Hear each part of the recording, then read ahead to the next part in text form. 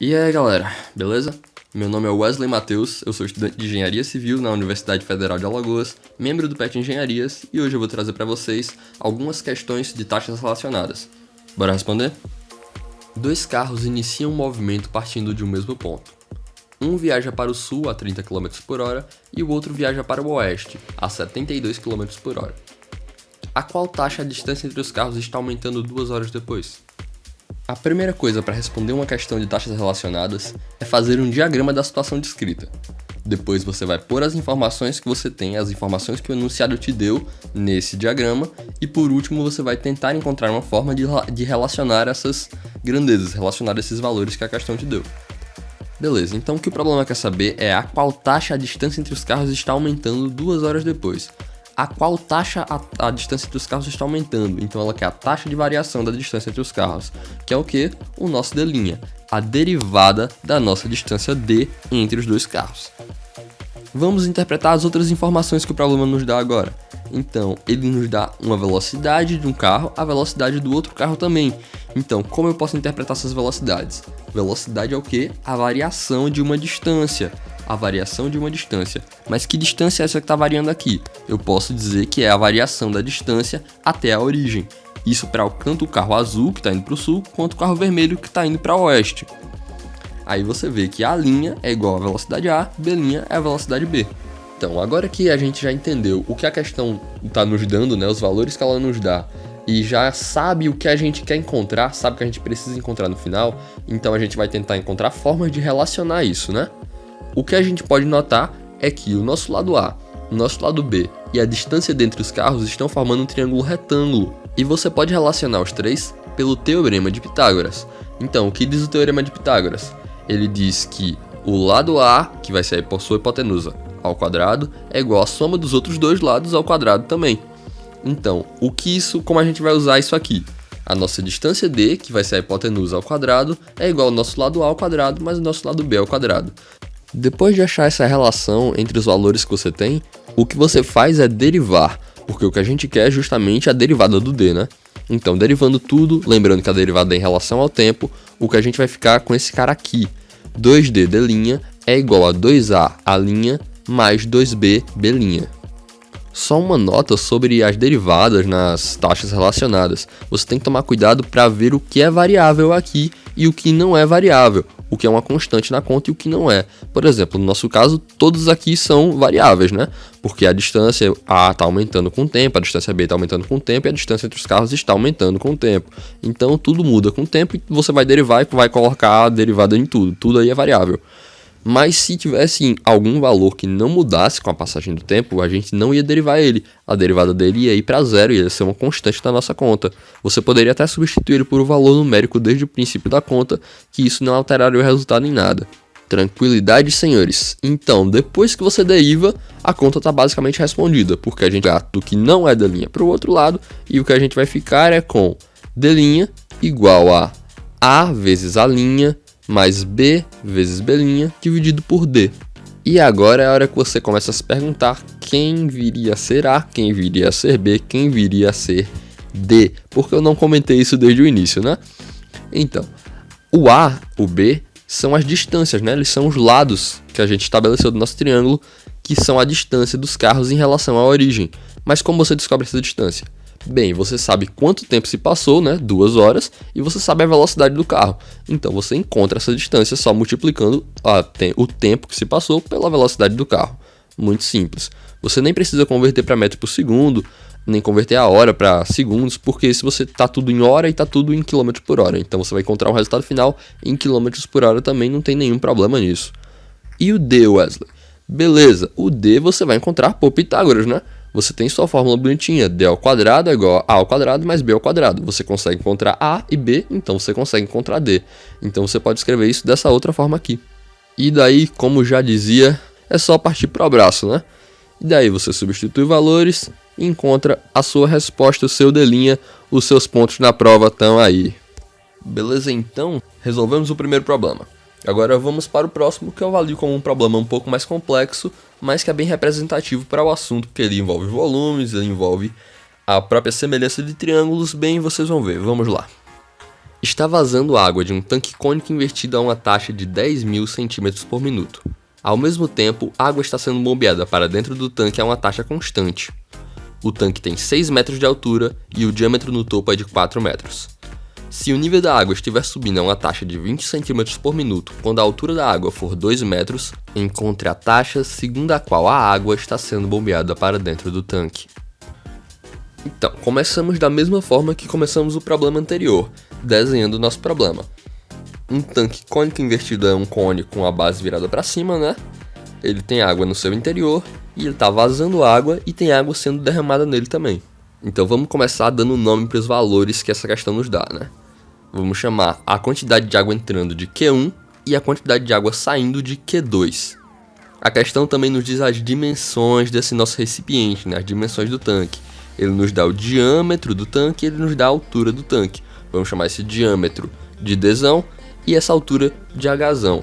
A última coisa que a questão nos diz é a altura da água. Ela nos diz a altura da água num determinado momento. Então vamos chamar essa altura da água de Hzinho. Hzinho é a altura que a água está em algum determinado momento. Lembrando que no meio de tudo isso, o que você quer encontrar é justamente a quantidade de água que está entrando no seu recipiente, o Q1. Beleza, galera? Então, uma vez que a gente fez isso aqui, né? Que a gente viu quais são os valores que a gente tem, que a gente teve em mente, que a gente pôs em mente qual é o valor que a gente quer encontrar no final da conta, a gente vai começar a pensar em formas de se fazer isso, né? Em formas de se relacionar esses valores que a gente tem.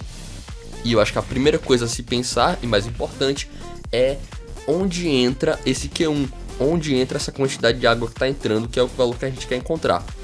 Ela, junto com o Q2, vai determinar o que? A variação do volume de água do nosso cone. Então, a quantidade de água, aliás, como está variando a quantidade de água no cone, depende da quantidade de água que entra e da quantidade de água que sai.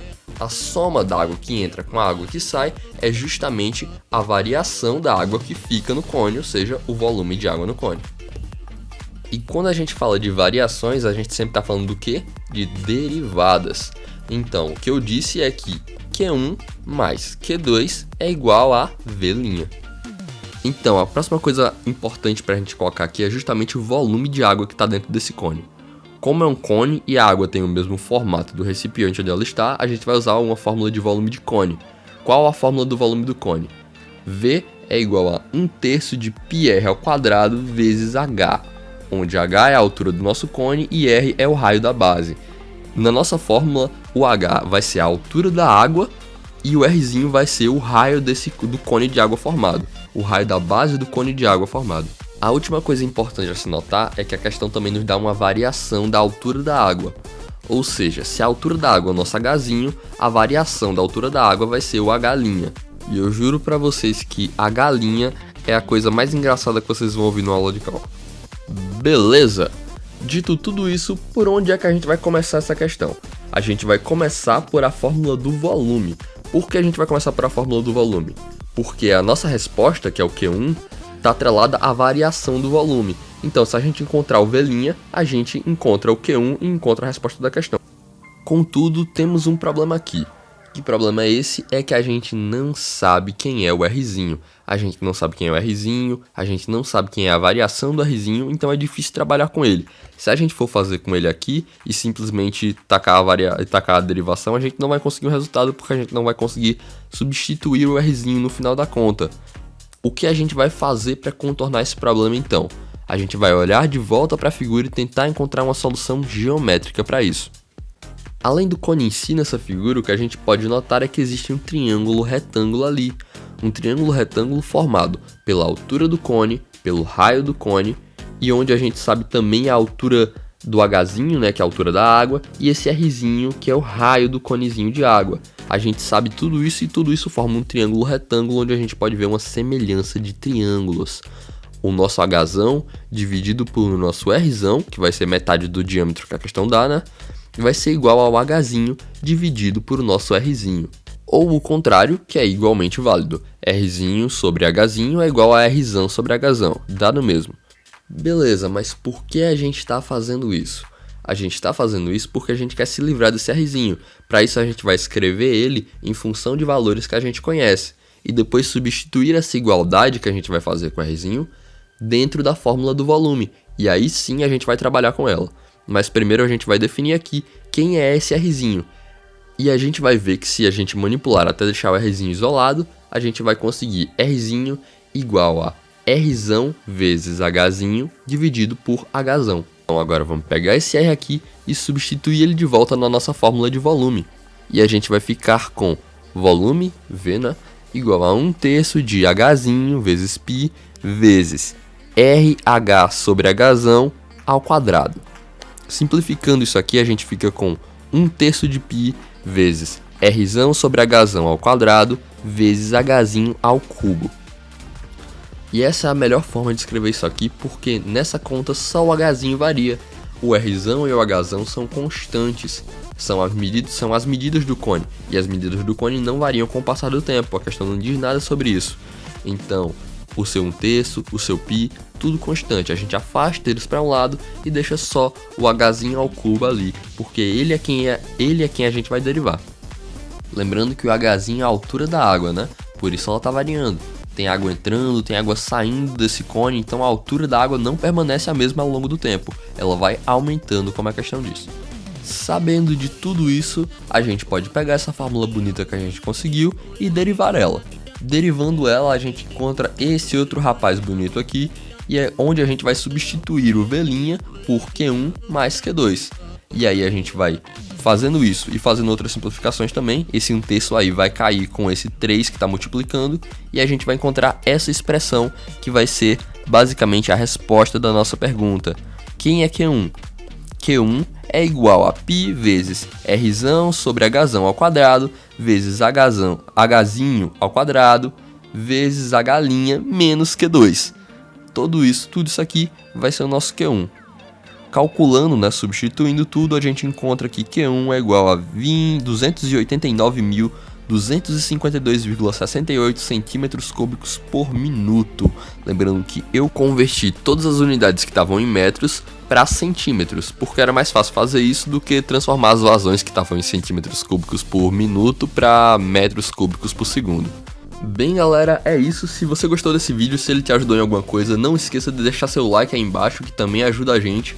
Se você tem interesse em conteúdo parecido, confere o nosso canal, entra lá que tem muita coisa bacana, tem mais uma aula de taxas relacionadas comigo. Se você gostou da minha voz aí, pode ir lá ver, tá muito bacana também, com um conteúdo mais introdutório. Não esqueça de se inscrever para dar aquela força mesmo, e se você tem algum comentário, alguma coisa para dizer, deixa aí embaixo, a gente vai gostar muito de ler o que você tem para falar.